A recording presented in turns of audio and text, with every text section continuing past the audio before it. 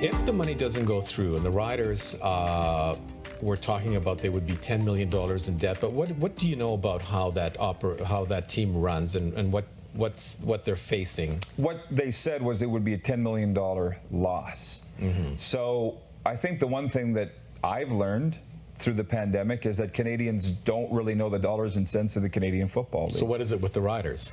Well, I can only go by what they said, right. And that they have a $7 million reserve fund that is over and above outside their operating budget. So they lost $220,000 last year, and $600,000 went towards propping up the Montreal Alouettes franchise.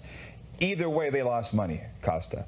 And they said without some sort of financial boost, even the $7 million reserve fund will be depleted by the end of September. Right. So what happens then if the team doesn't play this year? What's the status of the Rough Riders? That's the gravity of the situation. You've been here long enough to see the telethon in '87, I believe, the telethon in '97, plus the NFL infusing $4 million back then. There wouldn't have been a league then without financial aid. And you've got the president of the Rough Riders saying this is the worst financial situation now than then. Mm-hmm.